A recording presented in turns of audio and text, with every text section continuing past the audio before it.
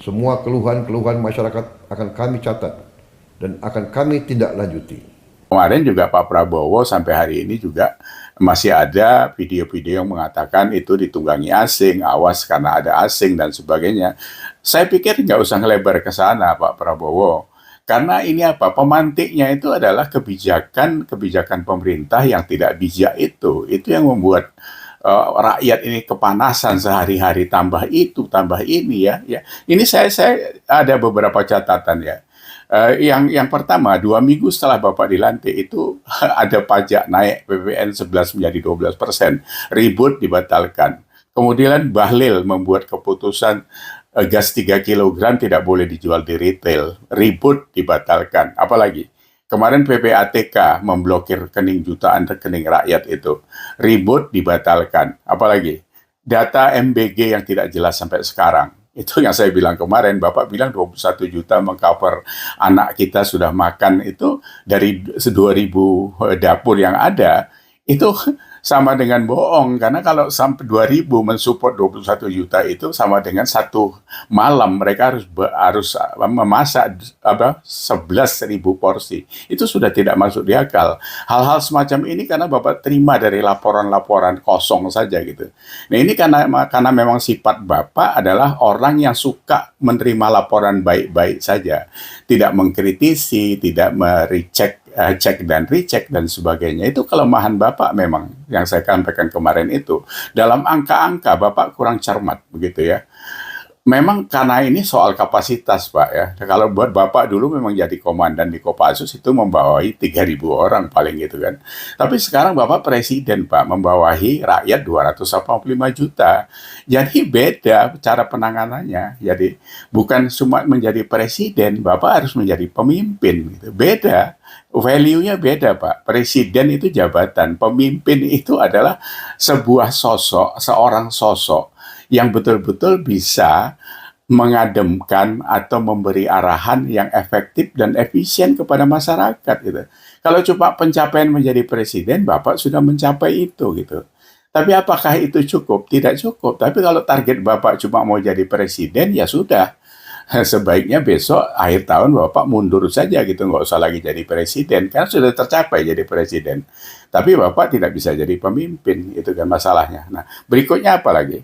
Laporan penurunan kemiskinan, pengangguran, semuanya bullshit, ya kan? Tim Koperasi Merah Putih apa bubar juga nggak jelas itu.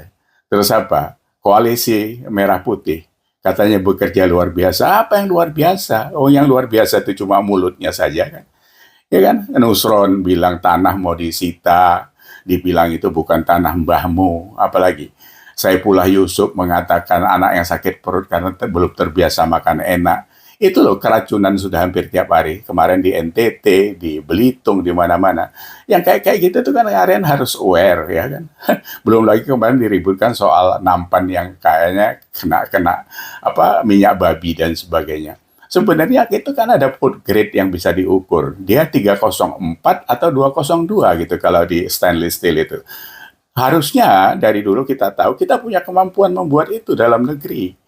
Tiba-tiba diimpor dari Cina. Ini kan soal proyek yang duitnya triliunan itu kan. Jadi Bapak kecolongan terus ya.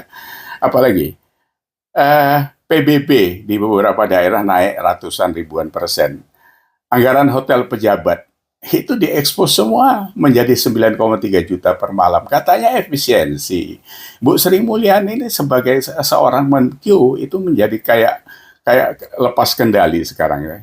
Jadi anggaran mobil dinas yang kemarin itu untuk eselon 1 dari 800 juta menjadi 900 juta. Jadi semuanya itu dibaca oleh rakyat karena sekarang ini bukan zaman Orde Baru yang semua pintu komunikasi bisa ditutup. Sekarang ini, Pak, ini zaman medsos terbuka, ya.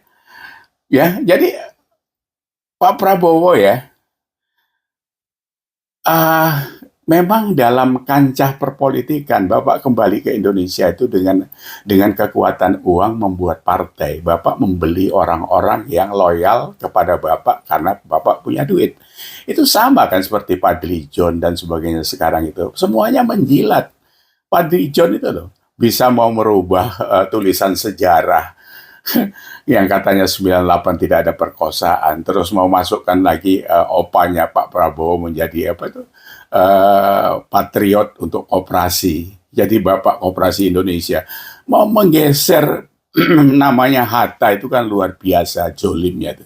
Buat apa itu semua? Terus kemarin dapat penghargaan, kehormatan, bintang, apalagi itu kemarin. Itu nggak pantas, Pak.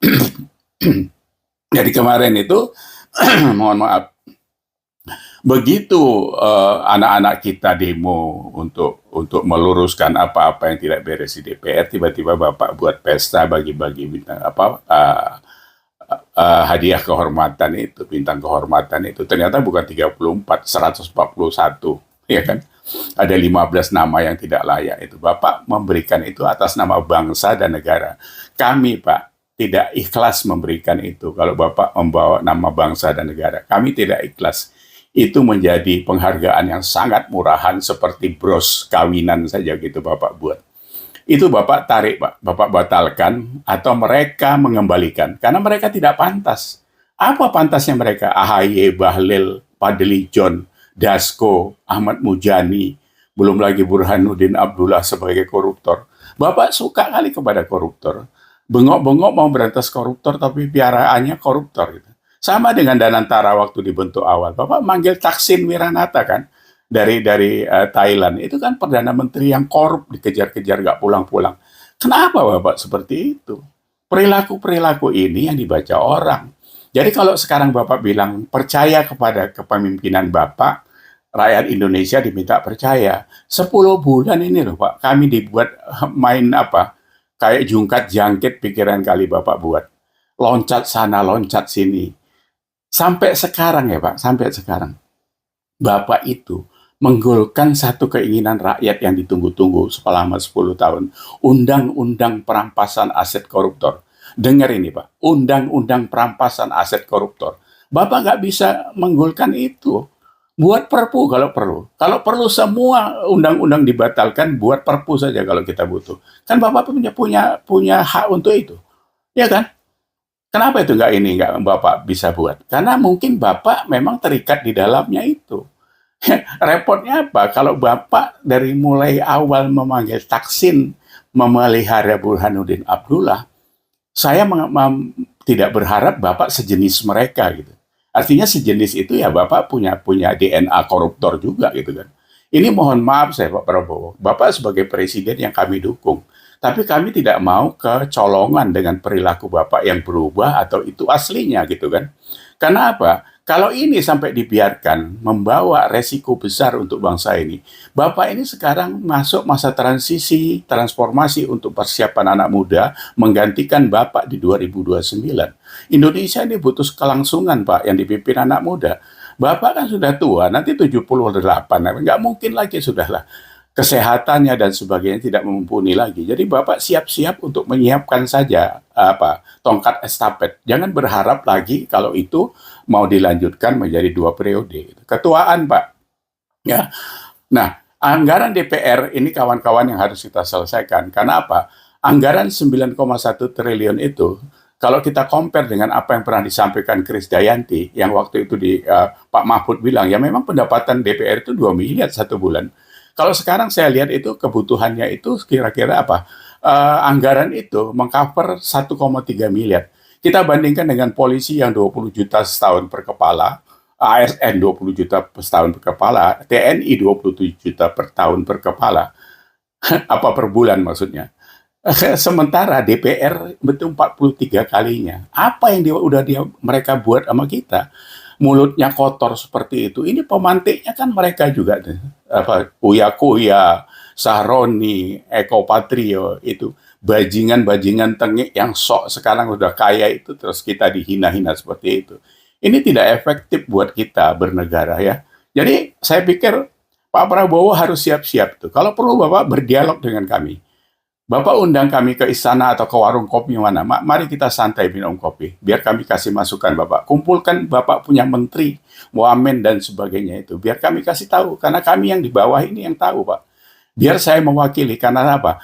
TikTok saya, Pak, 24 jam, 48 jam, itu sudah ada 2,5 juta viewer yang mengomentari apa yang saya upload di situ tentang Bapak dan kondisi di pemerintahan dan DPR itu. Mari kita ketemu. Biar saya bawa teman 5-10 orang untuk berdialog dengan Bapak. Nggak usah merasa dizolimi atau merasa digurui. Kita tukar pikiran saja. Karena belum tentu juga kami benar, belum tentu juga semua pikiran Bapak benar. Ya kan? Mari, karena kita ngurus negara ini, Pak, bukan ngurus warung kopi, ya. Jadi sekali lagi, Bapak Presiden, Pak, bukan ngurusin warung kopi, ya. Mari kita ketemu kapan kami diundang. Nggak usah mikirin ongkosnya, Pak. Saya berangkat sendiri, ya. Kami tunggu undangan Bapak. Terima kasih. Assalamualaikum. Aspirasi yang sah silahkan untuk disampaikan. Kita akan perbaiki semua yang perlu diperbaiki.